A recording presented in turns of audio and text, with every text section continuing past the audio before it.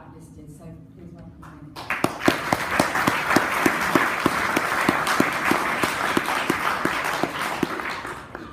Thank you very much for inviting me. I'm not quite sure what I'm doing here, and I don't get out very much, but you can play mine and chum if it doesn't go very well.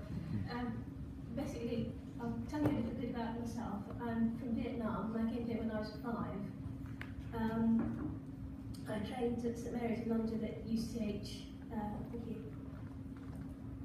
in psychiatry. Can I ask you something to stand behind the thing? Yes. Yeah.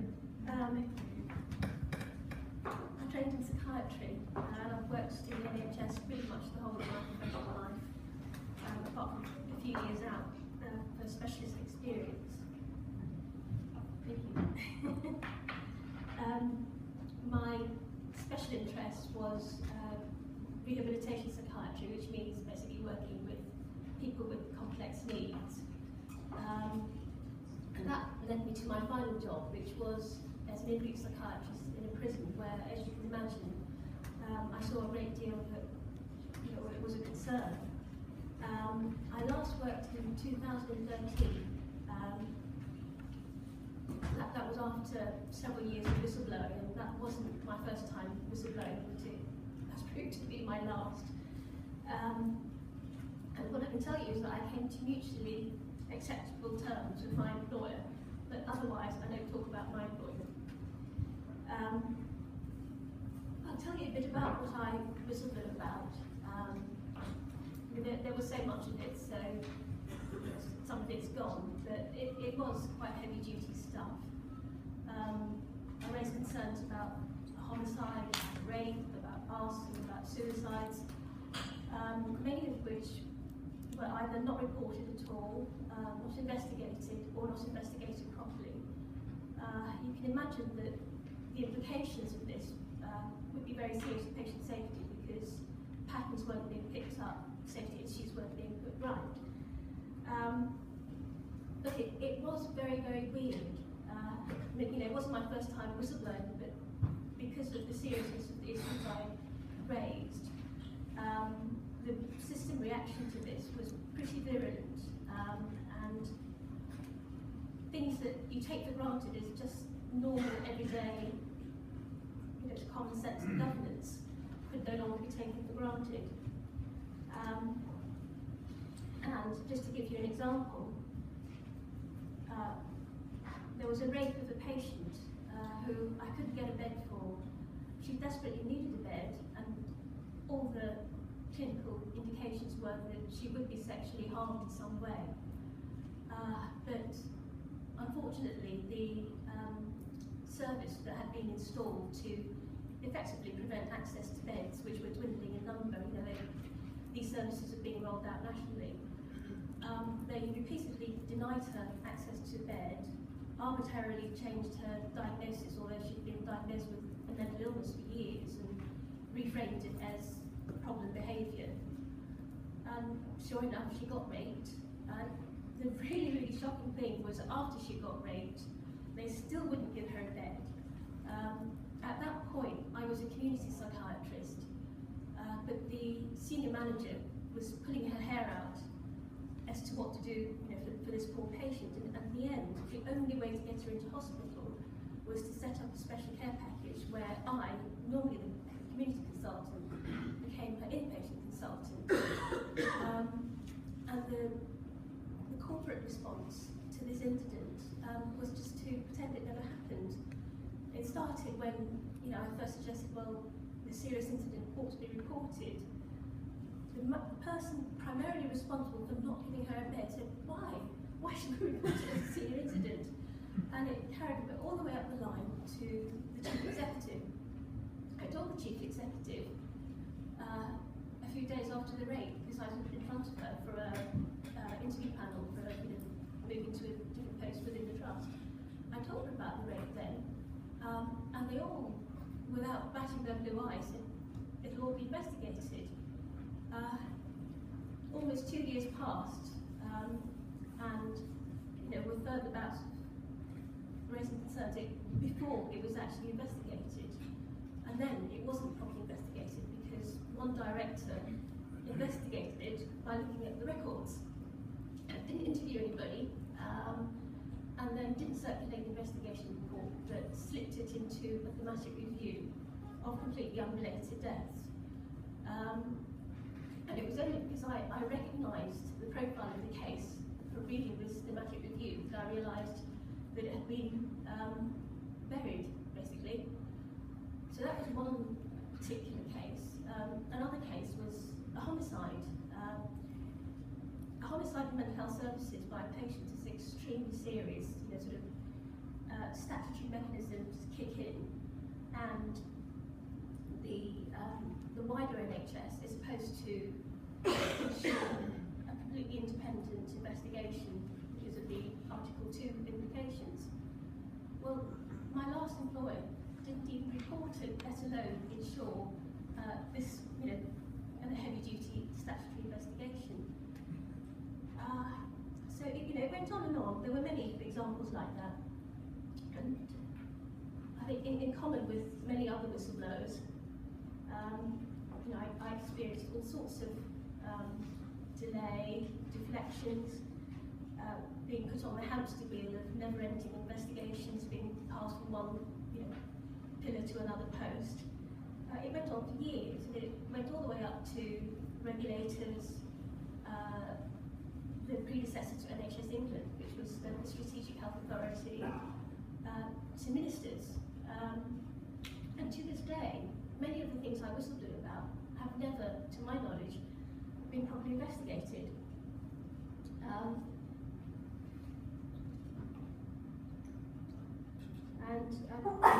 You know, my experience generally, not just from my own case, but from, you know, speaking to other people who've had issues with NHS cover-ups, you know, whether it be complainants or whistleblowers, is that, you know, the NHS has always been, to some extent, a very politicised body. You know, by its nature, you can understand why that is. And it's, you know, been described famously by Professor Jarman as a denial machine. I mean, my view, my impression is that in the last few years, that's got even worse. You know, the cuts are really, really biting, and the need for the government to suppress this is such that, you know, with any staff raising perfectly normal concerns really takes their life into their own hand. It's hugely wasteful. You know, we're not talking about providing state secrets. We're talking about, you know, normal, mainstream, everyday information that's in the public interest that just gets squashed to save some people some embarrassment. Since I've become a lady of leisure, and I've had time to notice things and look at things, it's become obvious to me that so much information, so much crucial information about how the NHS runs is hidden. I look at it mostly through the lens of my own special interest, but using that as a benchmark, I've noticed, you know, some extraordinary things, such as the fact that the regulator, the so-called independent regulator, the CQC, its inspection reports almost never mention the number of mental health act deaths. And the reports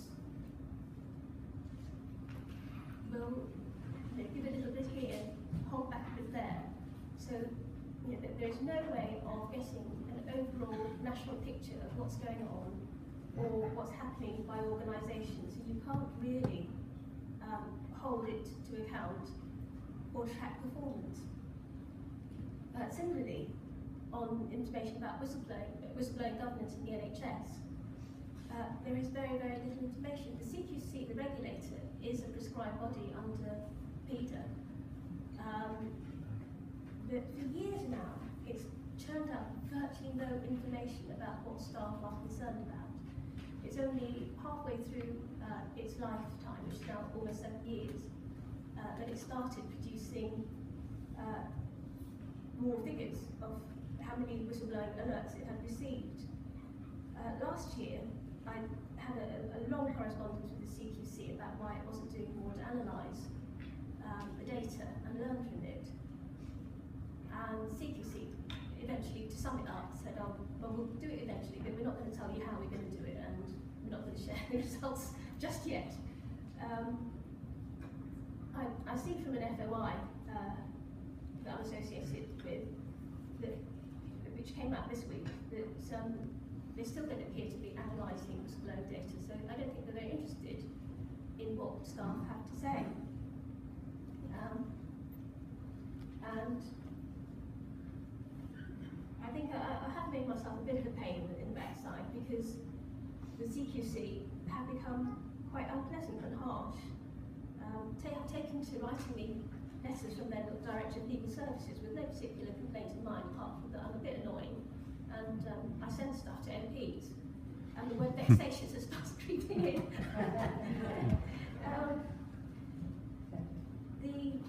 I'll talk a little bit about the National Guardian.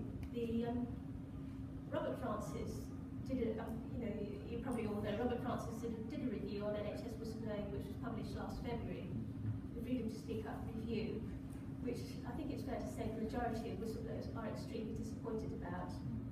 He pulled many punches in reporting the reality. There was not a whisper about what it was that people whistleblew about. And his recommendations for change are extremely flimsy, and they, within the short space of time that's passed since, it's very clear that they've started falling apart already. The stream of whistleblowers happens to slow down, new people contact me, and the central planks of his recommendations are all, I think, pretty much exposed now as ineffective. A key plank was the National Guardian for NHS whistleblowing. It sounds great, but it doesn't take a lot of digging to show that it's completely useless.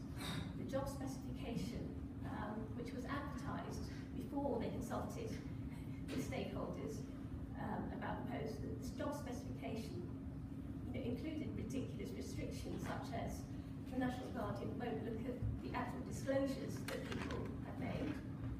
The National Guardian won't come to any judgment about the quality of internal investigations by employers, and the National Guardian has no powers. They appointed one National Guardian earlier this year who asked to meet me, and when I did, she told me that the National Guardian wouldn't even be a prescribed person under PETA. I mean, the CQC sort of rode back on that, but that Guardian resigned without even having taken up post properly.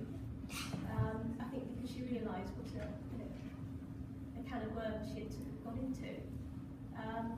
And then the CQC reappointed, but this time, interestingly, the job specification didn't include all the silly restrictions that the first one did. But when I asked CQC, and in fact I asked Robert Francis, did this mean that they were withdrawing those restrictions? I've had no response. And generally, to sum up, a long and waffly correspondence, they basically said, well, it'll be up to her when she comes into post. So, none of us have really much confidence in whether it's going to work. We feel that really it's just been put there as another barrier, another delaying tactic to real action and real solutions. Regarding blacklisting, we all know we're blacklisted. I haven't bothered applying for a job since I lost mine. It's not just the fact that I would be most unlikely to get one, it's the fact that it would all start all over again within about 5 minutes, and there's just no point going back to that. Robert Francis came up with a suggestion that NHS whistleblowers who've been exiled should be helped to find re-employment. Not one exiled whistleblower has actually been found re-employment by the NHS since that recommendation. The NHS didn't start getting going on it until the end of last year. And the main body, as far as whistleblowers are concerned, the NHS Improvement, are still thinking about what they're going to do. And when offered help to think about it, they said no, they're not going to involve any whistleblowers at this stage. And what we do know is that ultimately, when it does come into play, it's not going to be a reinstatement scheme. It's going to be what they call re-employment support. It'll be a bit of coaching, that's about it. But if you contrast this with how NHS directors who mistreat whistleblowers are dealt with, that's a whole different story. There is a notorious former NHS director, trust director, who was found guilty alongside other directors for severely victimising a couple of whistleblowers who reported her for nepotism, rightly.